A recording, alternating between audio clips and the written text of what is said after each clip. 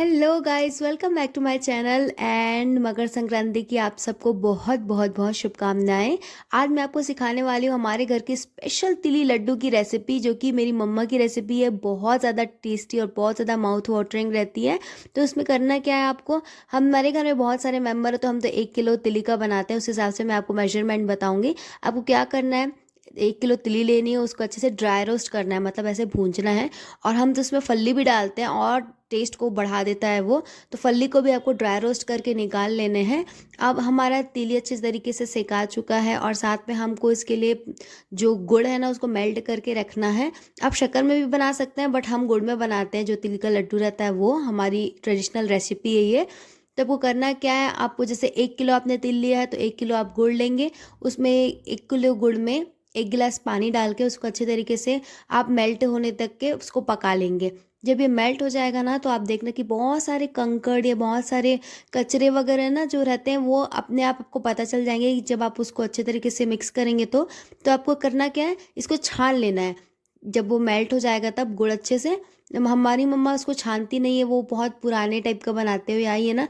तो वो इस तरीके का कुछ उसमें की गोटी वगैरह निकाल लेती हैं, ऐसे छान मतलब ट्रांसफ़र कर करके। अब क्या है ना, हम मेरे को उसका आइडिया नहीं है तो मैं तो डायरेक्ट उसको गरम गरम छान ही लेती हूँ।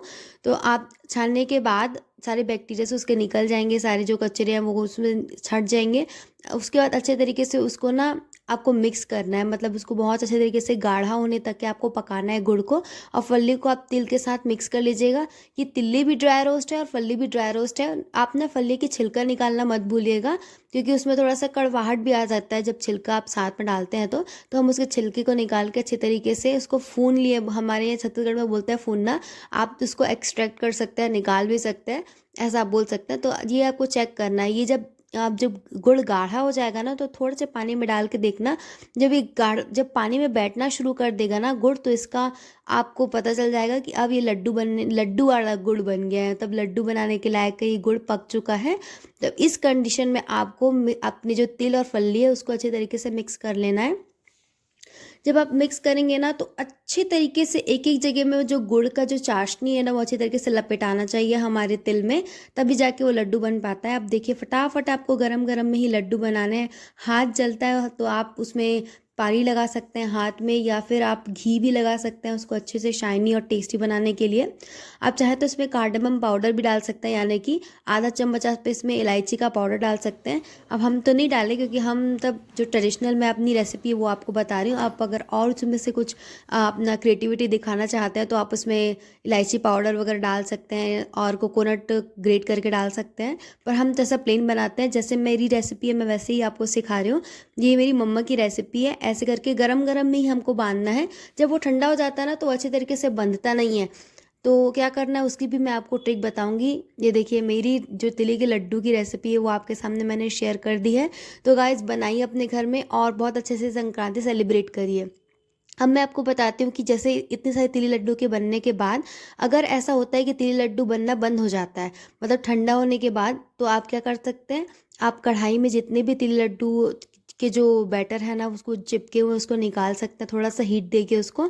जब आप हीट देंगे ना तो वो छोड़ देगा अपने तिल जो रहता है, जो चिपके रहते हैं अपने कढ़ाई में। अपन वेस्ट नहीं कर सकते ना चीज़ों को। तो उसके बाद आप निकाल के उसको मिक्सर ग्राइंडर में ग्राइंड कर दीजिए। जब आप ग्राइंड करेंगे ना तो इसकी मतलब ये दो तीन फायदे हैं इसके। एक तो ये वेस्ट नहीं होगा, अगर तिल लड्डू आपके नहीं बन रहे हैं तो आप उसको ग्राइंड करके बना सकते हैं, रीयूज़ कर सकते हैं।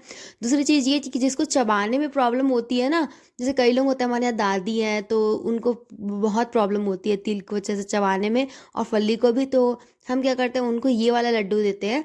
ये वाला लड्डू सेम ही वैसे है, और अगर किसी का बिगड़ रहा है यानी कि गुड़ ज़्यादा हो चुका है या लड्डू नहीं बन रहा है तो वो ऐसे ग्राइंड करके भी लड्डू बना सकते हैं, बहुत टेस्टी। दोनों के स्वाद में सिमिलर टेस्ट है, बट मेरे को पर्सनली पता नहीं क्यों ऐसा लगता है कि जो ये मिक्सचर वाला जो रहता है ना, मीन्स ग्राइंड किए वाला जो लड्डू बनता है ना वो ज़्यादा टेस्टी बनता है, मुझे ऐसा लगता है।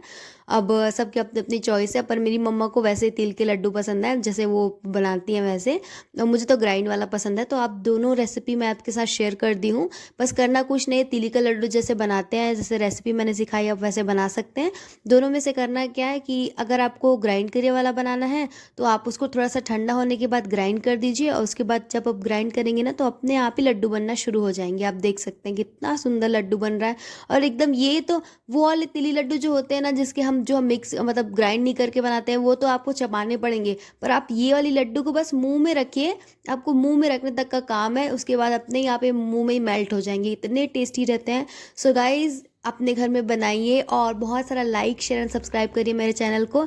एंड मकर संक्रांति की आपको बहुत बहुत बधाई। Thank you so much for watching this video and don't forget to like share and subscribe. Bye. आप ये दोनों रेसिपी लड्डू ट्राई करिएगा और मेरे को कमेंट करके ज़रूर बताइएगा कि कौन सी रेसिपी आपकी ज़्यादा अच्छी बनी और कौन सी लड्डू आपको ज़्यादा पसंद आई।